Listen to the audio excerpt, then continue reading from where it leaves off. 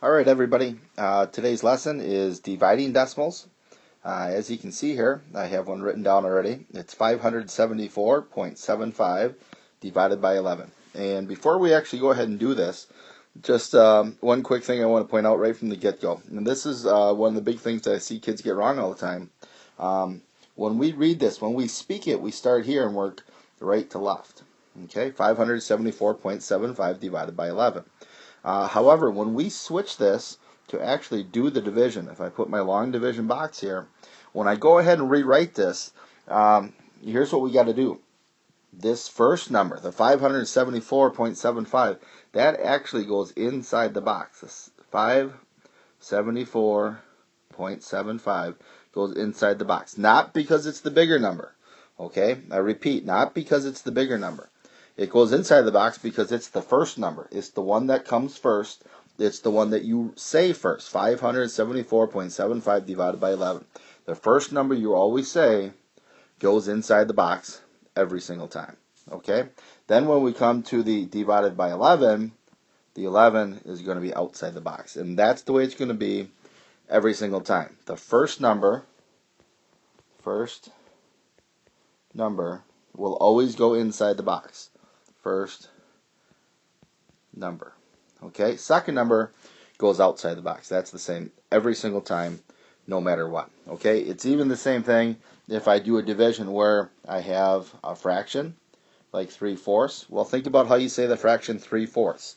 Which number do I say first? The 3, and then the 4, and then the 4. 3/4. So if I were to actually do this division, because that's what a division bar means, a fraction bar means division, 3/4. The 3 goes inside the box, the 4 would go outside the box when I do that. So when I'm looking at something like this, the 574.75 divided by 11, when we actually do the division, what ends up happening is these two things actually have to switch location, because the 574.75 goes on the inside. Okay, example 1. Here we go. We're actually going to do this problem. So as we just said on the previous page, when we do this, if I make my long division box, the first number, which one, guys? The first one goes inside the box. So it's going to be 574.75 goes inside the box. And then the second number, the divided by 11, goes outside the box. And what we have to look for here is this number that's outside must be a whole number. Has to be. Okay? Has to be a whole number. In this case, it is a whole number, so we're good to go. All right, I don't have to worry about it. It fits the criteria that we want. So when I go ahead and divide here, okay, 11, I look and say, does it go into a 5? Well, no, 11 can't go into a 5. So I move on and I look at the first two numbers. Can 11 go into 57? You go, okay, yeah, how many times? How about 5 times? Okay, and then 5 times 11 is what gives us 55. Okay, and then we have to subtract those two things. 57 minus 55 gives me 2 left over. So the next number now, the 4. The 4 has to come down and go with the 2. So now that number is 24. The 11 goes into 24 2 times. So 2 times 11 is 22.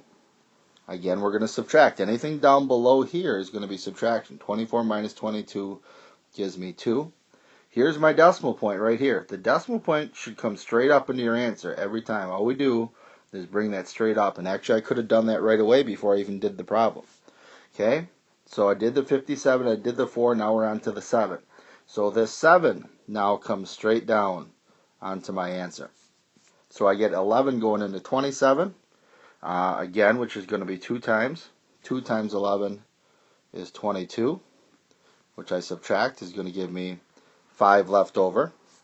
And then I have my final number, which is a 5. I bring that down. So I got 11 going into 55, which is 5.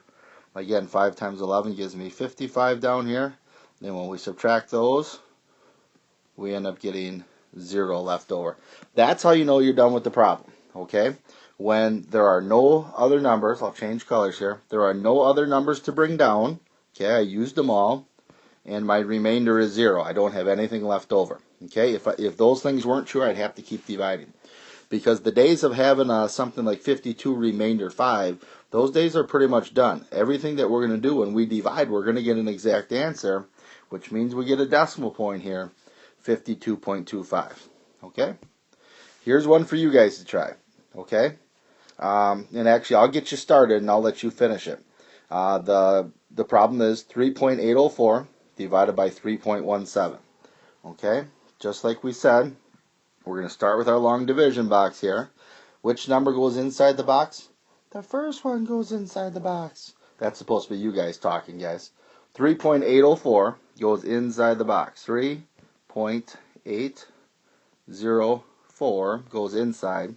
And then the second number, the 3.17, is going to be outside. Now, again, I'm going to let you finish it, but before we do that, the one thing I got to point out is this. On the last page, I told you that this number must be a whole number. Right now, it is not a whole number. It's a decimal. So what we have to do is get rid of that decimal point, okay? This outside number, the 3.17, cannot be a decimal. So very simply, we're just going to make it so it's not a decimal. So I move that decimal point 2 places to the right, so it becomes 317. Now the rule is, because I moved that 2 decimal places to the right, I have to take the decimal point on the inside and move it 2 decimal places to the right. So we have a new decimal point there. Okay. Now that we've moved it over, because we moved it 2 on the outside, we moved it 2 on the inside.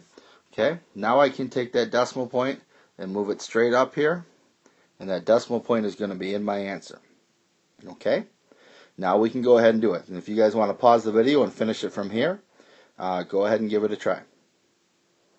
Okay, if you pause it, you should be back. And now we're doing this. So I take 317 and the 380. Well, that's got to only be one time.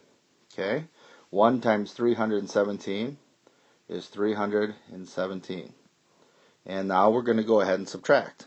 Okay, I can't do 0 minus 7, so I have to borrow from the 8, so that becomes a 7.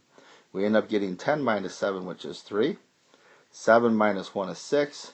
The 3 minus the 3 ends up being 0. So we end up just getting 3 that's left there. Okay? Now, next number comes down, the 4. So I'm trying to think, how many times can 317 go into 300 or go into 634? And here's a little trick. All right? This number is 317. So if I just call that 300, and I know this number is pretty close to 600, a pretty good guess might be, well, 300 goes into 600 2 times.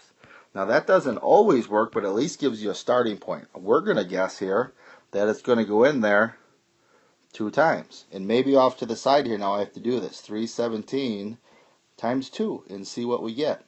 7 times 2 is 14. Carry the 1. 2 times 1 is 2, plus the 1 is 3.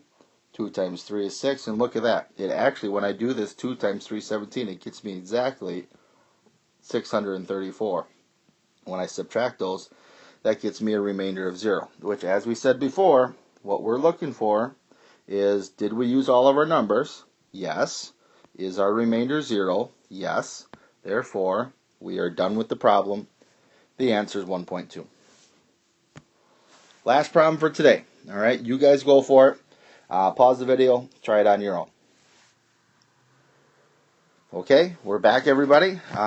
Here we go. Let's change this to our long division. So here's my box. Which number goes on the inside? The first one does. So this 8 goes on the inside. The second number, the 1.6, goes on the outside.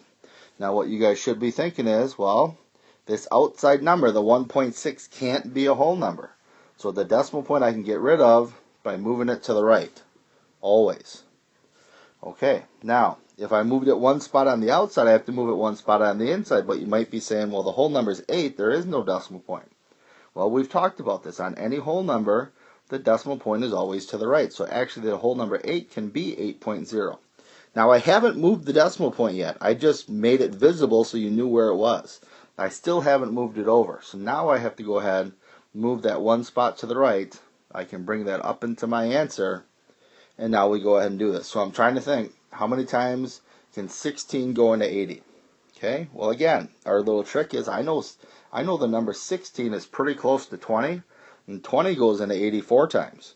So let's go ahead and try that. I'm going to do, off to the side, 16 times 4, and see what I get. 4 times 6 is 24. Carry the 2. 4 times 1 is 4. Plus 2 is 6. Okay, so that's 64. That might be a little low. So instead of going times 4, how about I try one more time and go 16 times 5. That might be right on the money. 5 times 6 is 30. 5 times 1 is 5. Plus 3 is 8. And look at that. It actually, 16 goes into 80 exactly 5 times. 5 times 16 we just said is 80. 80 minus 80 gives me a remainder of 0. I've used all of my numbers, my remainder of 0. My answer is 5. And watch this. When I circle my answer, you see it's 5 point. Well, it's kind of like 5.0. We just don't put the 0 on there. And in fact, we don't need the point either anymore. If there are no decimals to the right, we just get rid of it and say that answer is exactly 5. So again, going back up here, 8 divided by 1.6 gives us exactly the whole number 5. That's our lesson today, guys.